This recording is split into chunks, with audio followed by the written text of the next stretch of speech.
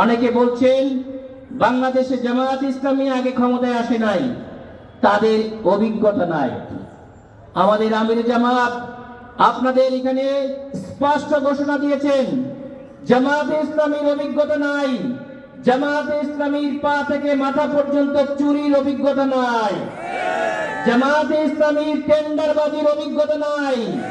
জামায়াতে ইসলামীর বিভিন্ন টেম্পো স্ট্যান্ডে, দোকানে, বাজারে চাঁদাবাজির অভিজ্ঞতা নাই।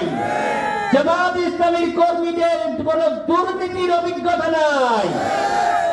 জামায়াতে ইসলামীর কি অভিজ্ঞতা আছে সেটা 3 মাসের ভিতরে ঢাকা ইউনিভার্সিটিতে আমরা ছাত্ররা দেখিয়েছে, আমাদের সন্তানরা দেখিয়েছে, যেখানে 100 বছরেও যে পরিবর্তন পারে নাই, যেটাকে অলরেডি মাদক মুক্ত করা হয়েছে, যেখানে ক্যাম্পাসে পথচারীদের বিক্ষিপ্ত ভাবে ঘুরে ঘুরে বেড়ানোকে যেটাকে উচ্ছেদ করা হয়েছে, যেখানে বোনরা সাক্ষ্য দিয়েছে আমাদের হলের সামনে যারা বসে থাকতো, ইমপিচিং করতো, সেই সব সম্পূর্ণরূপে বিতাড়িত হয়েছে।